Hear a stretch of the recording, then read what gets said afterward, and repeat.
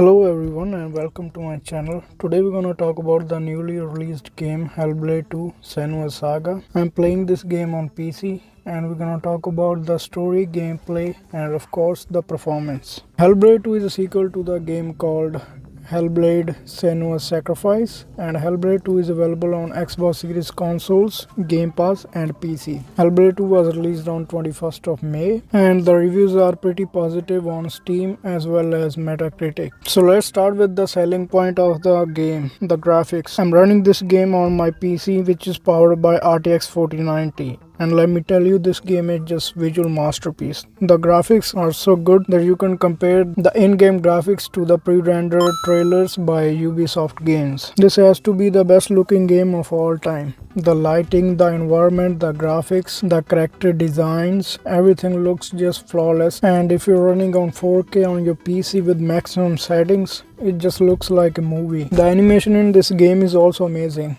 The way Senua walks, the fighting style and everything just looks flawless. The visuals are so good that they keep you hooked while you are just walking in this game, which is the most part of this game. All the objects and characters looks lifelike. Now let's talk about the gameplay. The gameplay is very basic. It's basically an interactive movie. The most of this game is walking and solving puzzles, but time to time you will crash into some enemies and you have to use your sword to fight them. And again, the fighting style isn't very complicated. All you have to do is attack and parry. You can block some attacks and evade, but that's all you have to do. The fighting animations are done really well in this game. The animation looks so realistic and flawless, but other than that, the gameplay is very restrictive. You can only go the linear path that game has designed. You can't climb the other objects. The camera movement is really restrictive. There's only one locked camera. You can't change the camera angles and controls as well. You can't jump or dive or anything. It's just walking,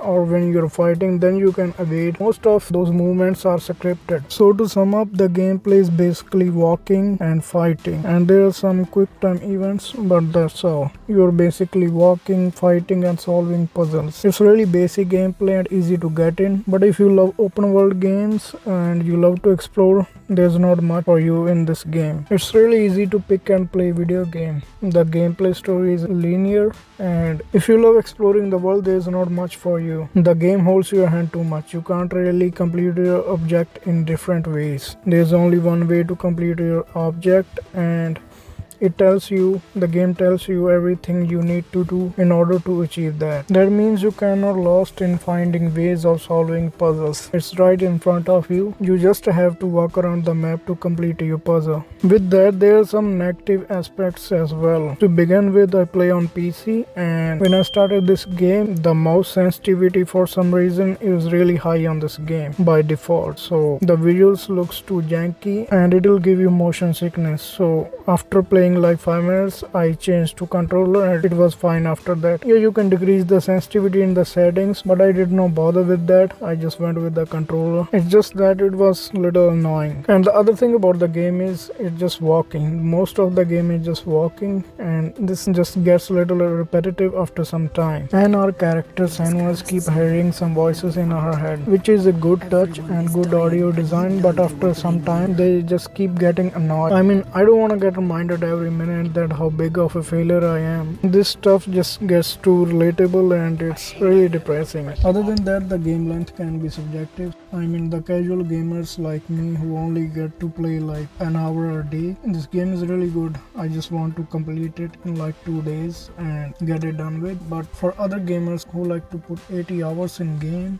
this might be not the one for them. The game can be completed in like 5 hours, and after that there's not much you can do in it. Yeah, you can replay the chapters in it, but that's all the game has to offer. One thing that really stands out in this game with the graphics is audio design. Audio design in this game is amazing.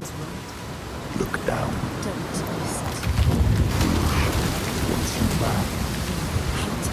The audio design is so good that you can literally feel the characters are walking beside you. And if you're really invested into the game, the voices can freak you out on sometimes. I was playing with lights off and headphones on, and I had to literally look behind me just to make sure that there was no one behind me. That's how good the audio design in this game is. So who can play this game? So after some research and watching some videos, I found that most of players who played the first game and liked the first game, they all are just loving this game. And people are divided onto this game. Some players just hate it because it's so short and there's not much to do in this game. But some people just love it, especially the fans of the first game. But if you are a casual gamer like me, and if you have a friend who don't play much games, or you have a friend you want to get into gaming, just make them play this game. It's really easy to get in. There's no learning curve into this game. You cannot lost in this map, and the combat is really easy in this game. I hardly died just once in this game. So if you're a casual gamer who don't play games much, this can be the game for you.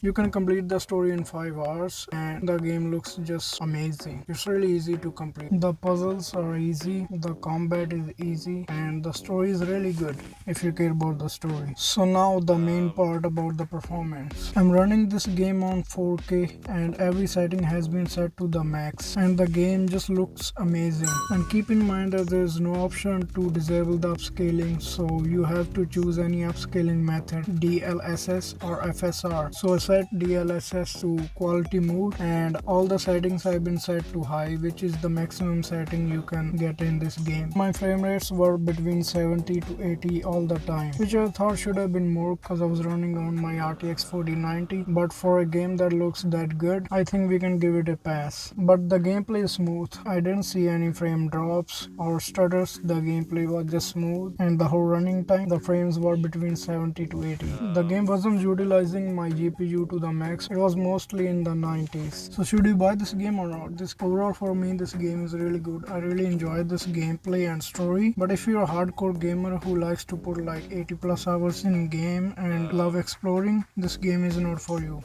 But if you're a casual gamer who just likes to play games sometimes, this game is really good and I think you should give it a try. If you don't want to buy it, just get it on Game Pass, which I 100% recommend. Don't spend 50 bucks on it, just get it on Game Pass and see if you like it or dislike it. So that's all for today. Hope you liked this video, and if you want to watch more videos like this, just subscribe my channel. Peace out.